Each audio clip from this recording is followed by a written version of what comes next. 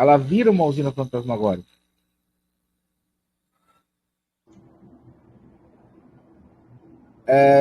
Da mesma forma que uma casa que é um entra e sai de gente, também.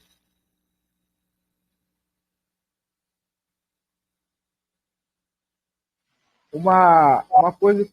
Pode falar. Ah, não, eu lembrei da Gadá, né? Daquele cara que pediu, tava com problema e o rabino deu um espelho para ele, mas eu não interrompi para perguntar disso não, né? É, para quem dorme com água junto para beber de noite, logo que acordar, até porque tem aquela técnica ayurvédica, né? De logo que acordar, beber uma quantidade, né, bem significativa de água na cama para ajudar a purificar, né?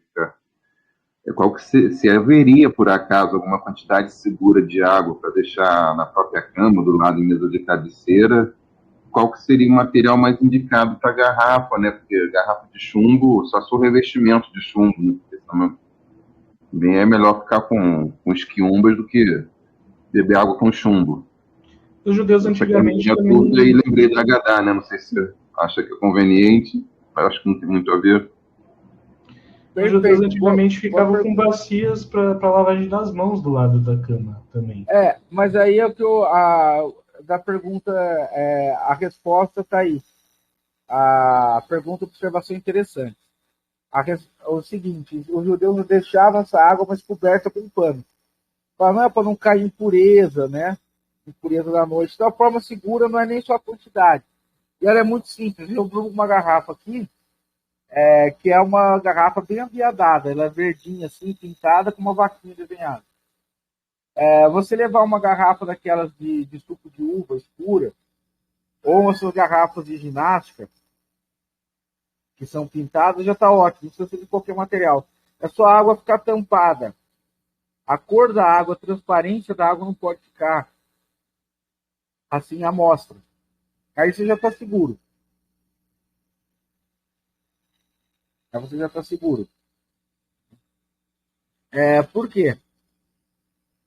Uma, uma questão aí da água do espelho, das portas abertas. O espelho tem um exercício Rosa Cruz. Não, não, ninguém. Cuidado, vai derrubar o conversão. Não, não, ninguém. Cuidado, tira que não pega aqui.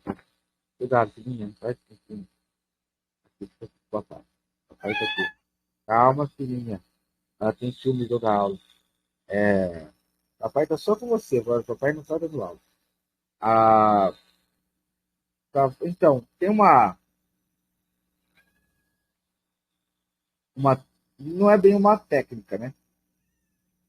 Um exercício que faz na Rosa Cruz, e alguns maçons, para desenvolver no martinismo também um contato com o lado de lá.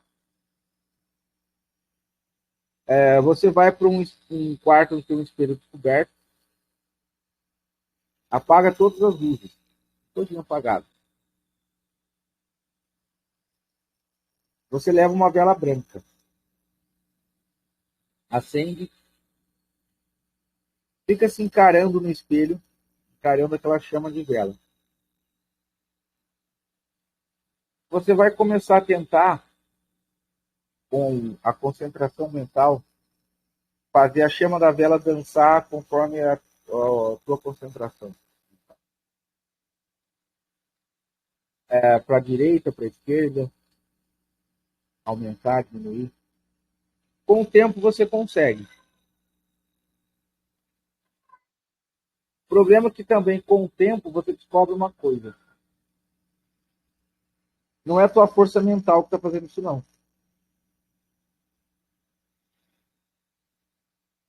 Sabe quem está fazendo isso?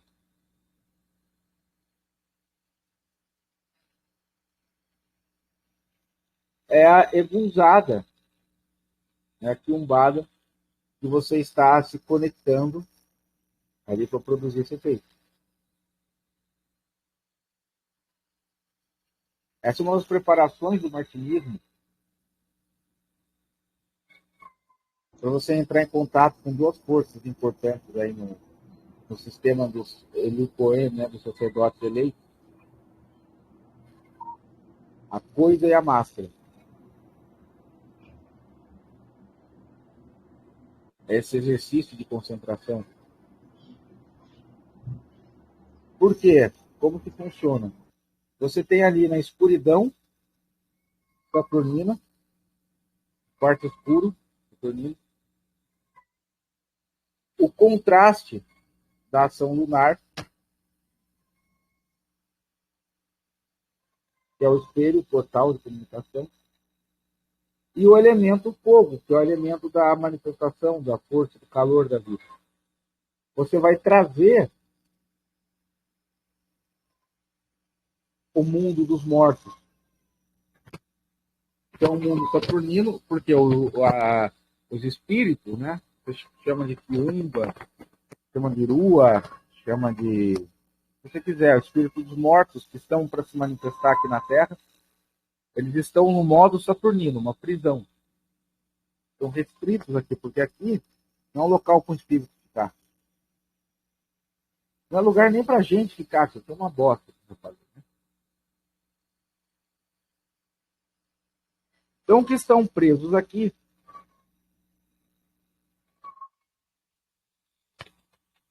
estão presos numa realidade saturnina. A Lua vai servir como comunicadora e o fogo vai ser a forma que vai dar o calor necessário para que eles se manifestem nesse plano.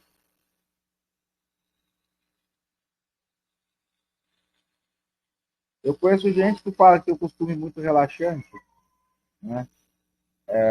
Que é o costume muito relaxante, que é o de tomar banho no banheiro escuro com velas acesas.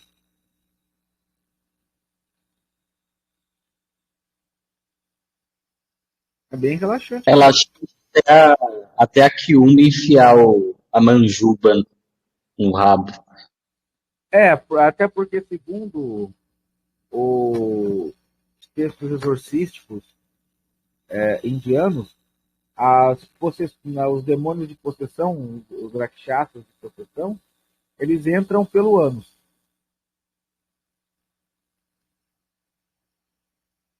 Então, isso é Jin também, né? Eles se aproveitam por isso que, eu acho que até por isso, né? Não lembro quando é que você falou, que eu vou agora, né, fazer menção ao nosso grande profeta, o professor Gutenberg, né? Que sodomia é um portal para todo tipo de coisa ruim que existe, né?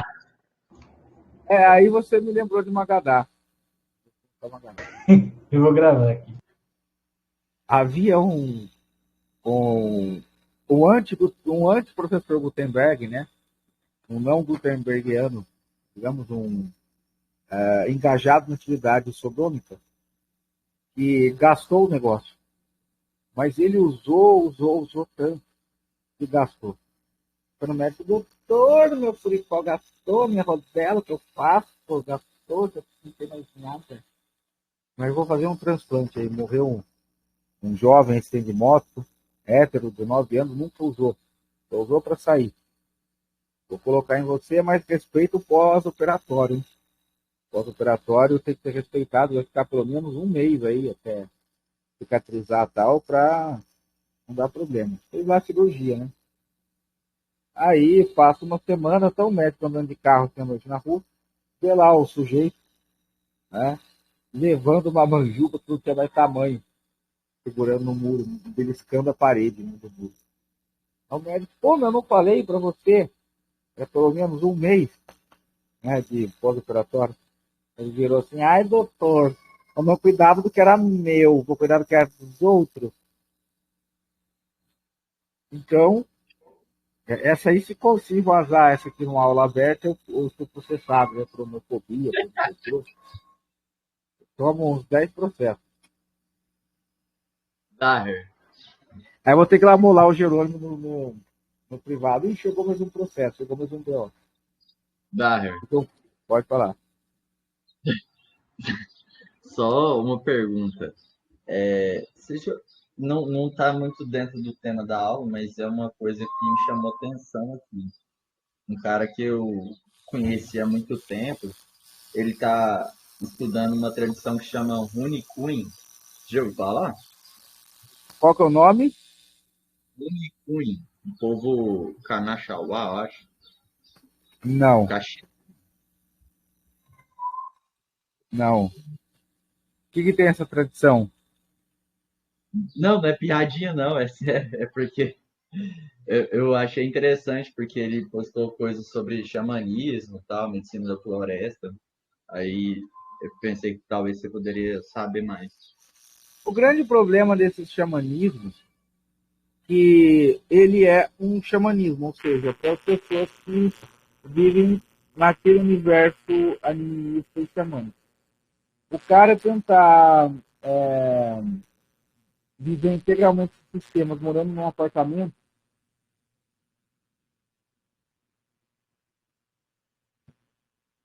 né, o próprio Dias, ele falou sobre isso uma vez, até porque ele pegou uma época em relação ao hinduísmo, que havia um boom de pessoas no Ocidente, na Europa, se convertendo ao hinduísmo de acadêmico ou de falsos gurus da Índia. Aí ele falou, olha, fiquem longe do hinduísmo como religião, como modo de vida, porque hoje ele é só filosofia e tal. Ele afastou as pessoas por quê? Né?